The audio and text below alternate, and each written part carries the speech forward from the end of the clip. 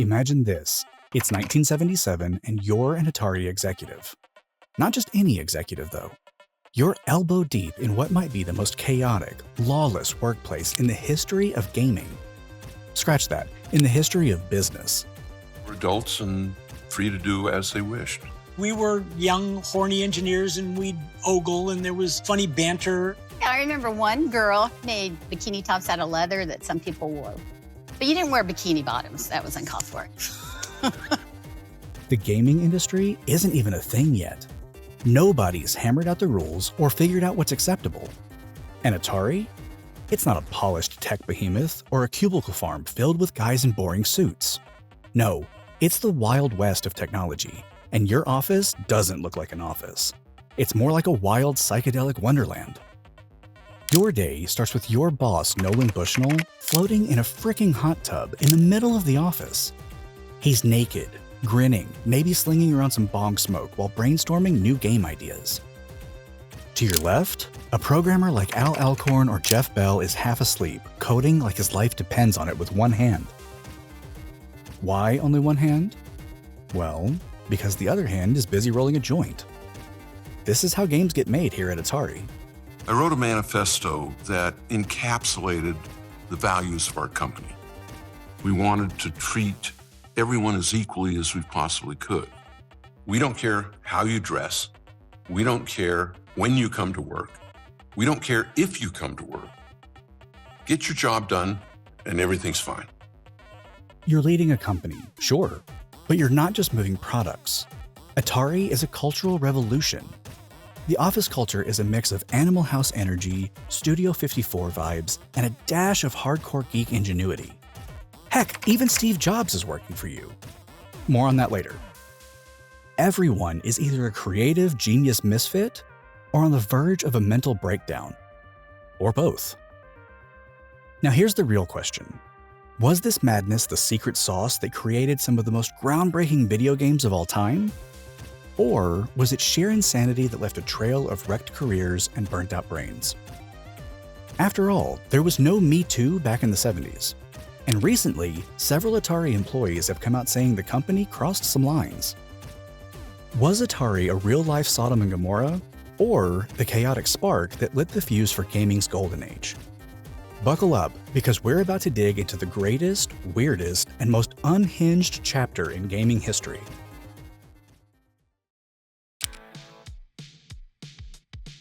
Okay, Atari, let's see your best pitch.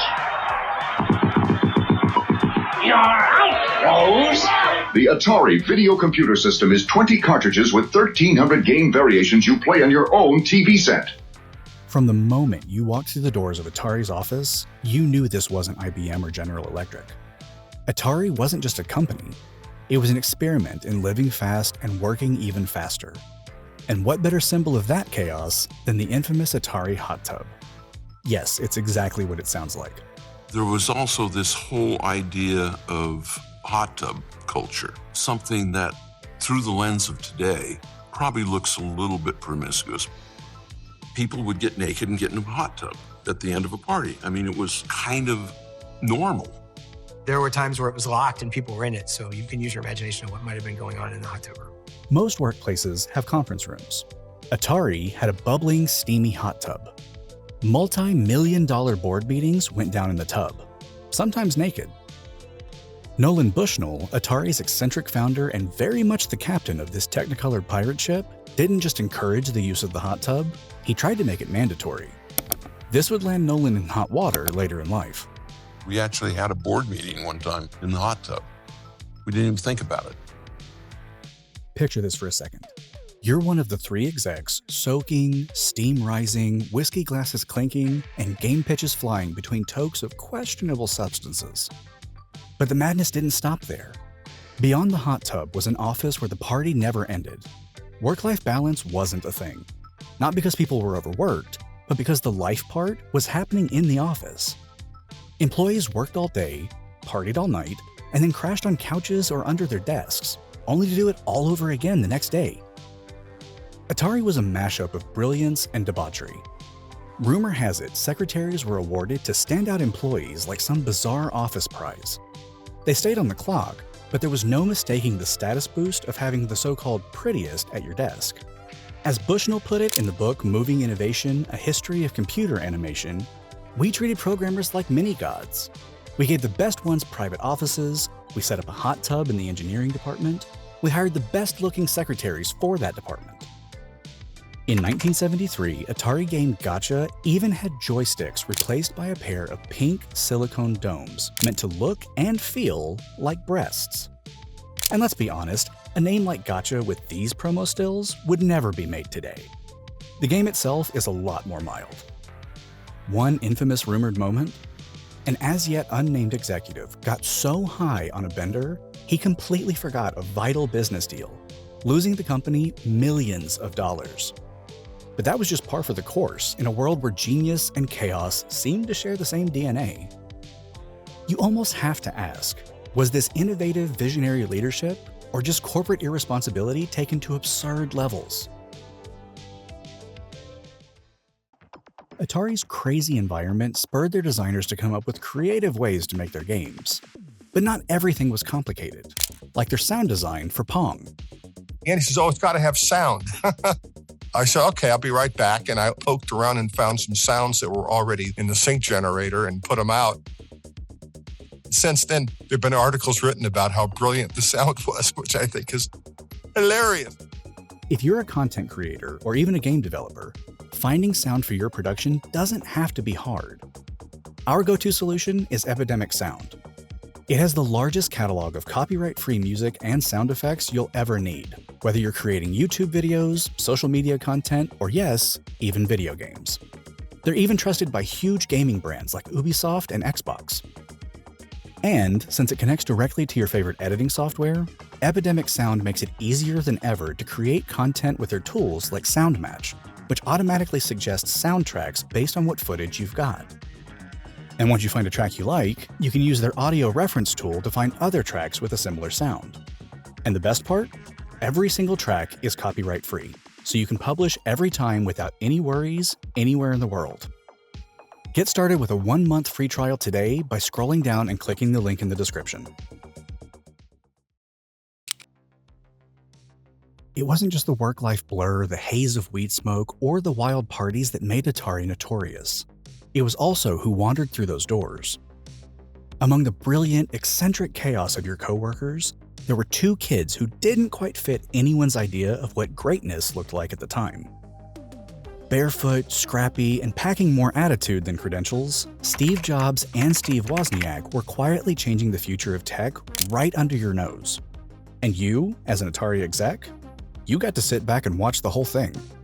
I had a game that I wanted built called Breakout, which is a ball and paddle game. And none of my engineers wanted to do it. But one day, a guy came into the lobby and said, I'm not leaving until you hire me. It was Steve Jobs. I asked Steve to do Breakout on the night shift because I knew if Steve was on the night shift, Steve Wozniak would come over after work at Hewlett-Packard, and I knew the 2 of them could get this game knocked out in really good time. And they did. It was back in those wild days when Jobs and Woz started kicking around the concept of a personal computer. They'll never be able to build that, you'd think, chuckling at the fresh-faced duo.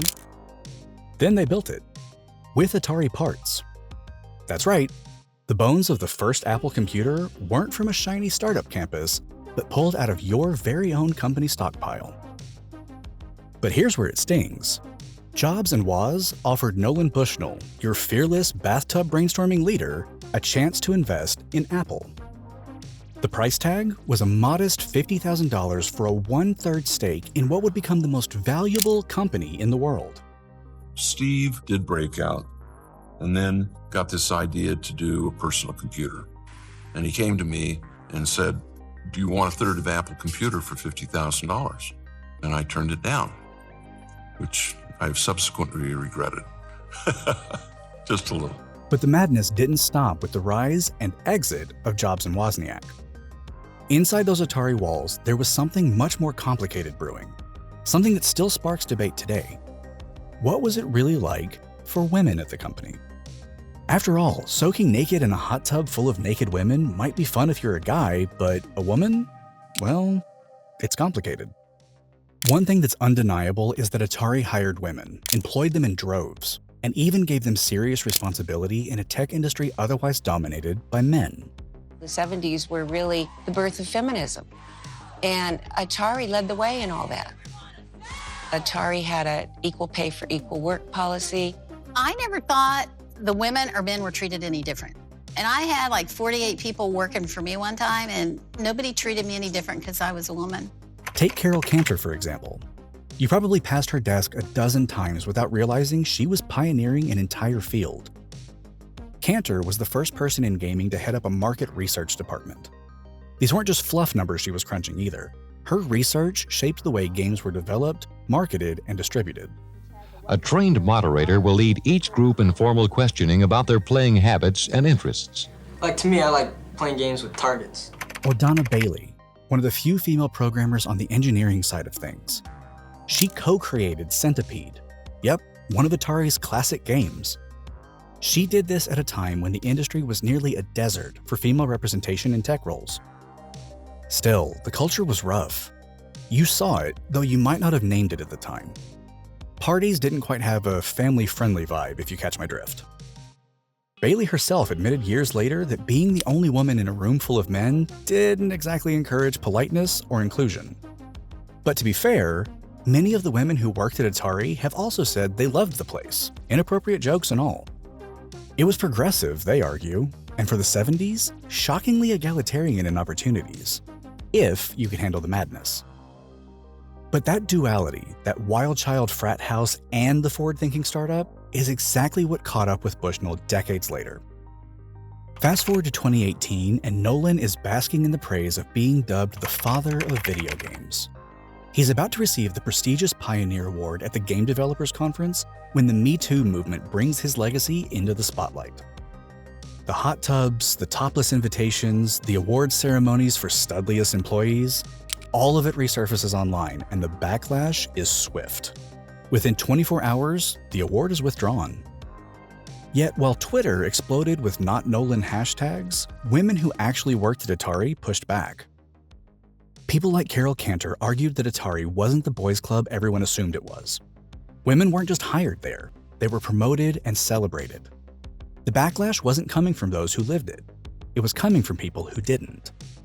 Sure, the workplace today wouldn't tolerate it, they said, but Atari was a place of freedom, collaboration, and yes, chaos. Former Atari employee and video game journalist Kurt Vendel defended Nolan as well, saying, "Many know that Nolan and I have been at odds in the past regarding historical accuracy, so much so he and I stopped talking for some time. Given that, I am stating here now that hashtag I stand with Nolan, and I have researched Atari these past 33 years. I worked there myself for 10 years, and I spent with my good friend Marty Goldberg over 8 years intensely researching every aspect of Atari and of Nolan." For Bushnell, the controversy cemented something tragic and undeniable. His visionary genius created something no one had seen before, but his leadership also left behind a legacy that's been picked apart as much as it's been celebrated. Now, whether you remember Bushnell as the party-loving CEO or as the progressive trailblazer for women in tech depends entirely on who you ask, and how much you enjoyed the hot tub.